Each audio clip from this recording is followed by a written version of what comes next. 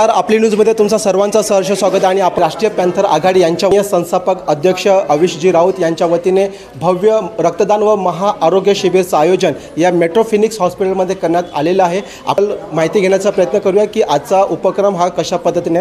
नमस्कार सर, तुमचं आमच्या चॅनलमध्ये स्वागत आहे. की तर आपण गोरगरीब जे काही आपले व्यक्ती आहेत किंवा आपली काही जी जनता आहे ज्यांना रक्तदान करायचं असेल, समाजाचा जीव वाचवायचा असेल, इव्हन स्वतः जे काही आजार असतील, त्यानिमित्त तुम्ही या ठिकाणी महाआरोग्य तपासणी शिबिर लावले आहे, त्याबद्दल सर काय म्हणा.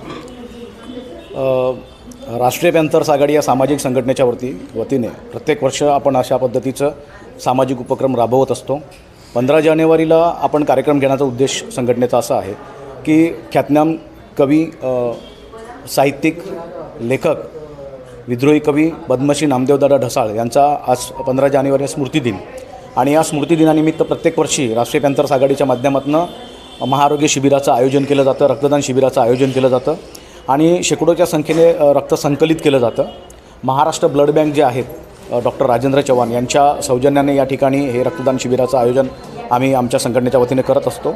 मेट्रो फिनिक्स हॉस्पिटलचे जे डॉक्टर्स आहेत त्यांचा जो स्टाफ आहे हा बऱ्यापैकी आम्हाला सहकार्य करत असतो.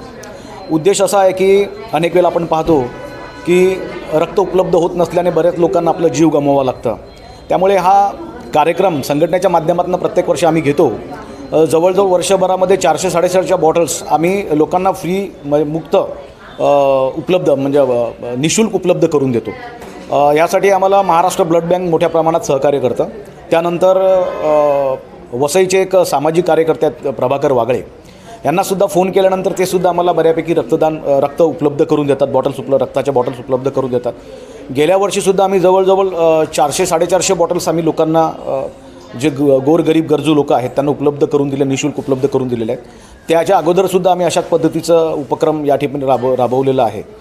आणि सातत्याने हे कार्यक्रम राबवत असताना लोकांकडनं ज्या म्हणजे एक सहानुभूतीपूर्वक आम्हाला जी विचारणा होते किंवा आमच्याबद्दल जे चांगलं, संघटनेबद्दल जे चांगलं बोललं जातं ते आमची खरी पावती आहे असं मला वाटतं. आणि हे कार्यक्रम आम्ही सातत्याने राबवत असतो. ओके सर, या ठिकाणी किती रक्तदानाचं आतापर्यंत बॉटल म्हणजे डोनेट करण्यात आलेले आहे? आता तरी मला वाटतं 15 बॉटल्स रक्त संकलित झालेलं आहे. खरी सुरुवात ही 12 वाजल्यानंतर त्याला सुरुवात होणार आहे, 12-12:30 नंतर. कारण बरेचसे कामगार जे आहेत हे कंपनीमध्ये असतात, त्या लंचच्या टायमाला जेव्हा त्यांना जेवणाची सुट्टी मिळते जेवण करण्यासाठी, त्यावेळेला ते लोक या ठिकाणी येतात आणि संध्याकाळपर्यंत शेकडोच्या संख्येने रक्तदान संकलित केलं जातं संघटनेच्या. ओके सर, आज या ठिकाणी पद्मश्री श्री नामदेव ढसाळ साहेबांची स्मृतिदिन आहे. त्यानिमित्त त्यांचा जे काही कवीच्या माध्यमातून जे साहित्यिक त्यांनी या महाराष्ट्राला ठेवा दिलेला आहे आणि एक परंपरा आहे की संतांची जशी परंपरा महाराष्ट्राला आहे तशाच एका कवी, एका ख्यातनाम विद्रोही कवीची पण परंपरा आहे आणि त्यांनी खूप कार्यकाळ गाजवलेला आहे. आपण बघू शकतात बंड पुकारणारे एखादी अशी कविता असेल ज्यांच्या शब्दांची समोरच्याला कधी कधी चीड येते, परंतु ती सत्य आणि मार्मिक अशा शब्दाने त्यांची वाक्यरचना असायची. सर, त्याबद्दल काय म्हणाल? पद्मश्री नामदेव ढसाळ साहेबांचं जे संपूर्ण जीवनपट आहे ते जर तुम्ही पाहिलं तर ते संपूर्ण विद्रोही होते. म्हणजे जी विद्यमान परिस्थिती देशामध्ये किंवा विद्यमान परिस्थिती देशामध्ये घडत आहे त्या विरोधामध्ये बंड पुकारून म्हणजे अगदी विद्रोही पद्धतीने ते आपल्या शब्द संकलनातून ते मांडत असत. त्यामुळे समाजाला ते एक नवीन दिशा देण्याचं काम त्यांच्या माध्यमातून व्हायचं. त्यांचे प्रत्येक तुम्ही पुस्तकं बघितलं किंवा त्यांचं साहित्य बघितलं तर त्या साहित्यामध्ये जरी चीड म्हणजे त्यांचा जो शब्दग्रह होता ते विद्रोही जरी असला तरी ते प्रस्थापित लोकांना ते धडा किंवा त्या संदर्भातली एक चीड ते त्यांच्या शब्दांतून संकलितातून मांडत असत. ते आताचा राजकीय घडामोडीचा जर विचार केला गेला तर आताची जी वस्तुस्थिती आहे, जी डिजिटल युगाकडे वळलेली जी काही पूर्ण पिढी आहे आणि त्या अगोदरचा काळ ज्यांनी अशा महान व्यक्तीने जे आपलं काही साम्राज्य असं लिहून ठेवलेलं आहे, जे काही शब्दरचना मांडलेली आहे, तर येणाऱ्या भावी पिढीनं किती अत्यंत गरजेचं आहे. सध्या भारताची विद्यमान परिस्थिती, देशाची विद्यमान परिस्थिती फार भयानक आहे. तुम्ही जर बघितलं तर आज धर्माच्या नावाने, जातीच्या नावाने माणसं मारली जात आहेत.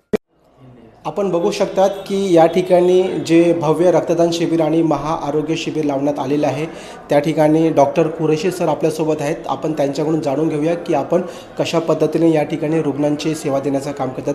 सर, तुमचं या ठिकाणी आमच्या चॅनलमध्ये सहर्ष स्वागत आहे. आज नामदेव ढसाळ साहेबांच्या स्मृतिदिनानिमित्त राष्ट्रीय पॅन्थर आघाडीच्या वतीने जे भव्य महाआरोग्य शिबिर लावण्यात आलेलं आहे तर त्यानिमित्त आपण कशा पद्धतीने रुग्णांची तपासणी करत आहात? Good morning everyone. So first of all आम्ही जे इकडे कॅम्प लावलेला आहे तर त्याच्या मागचा उद्देश आहे की गरजूंना जे गरजेचे जे व्यक्ती आहे ज्यांना ब्लड भेटत नाही किंवा रक्ताची कमी असतात, तर त्या अशा लोकांना आपण रक्तदान करून दान केल्यानंतर ब्लड डोनेट केल्यानंतर त्यांचे सपोर्ट आपण करू शकतो.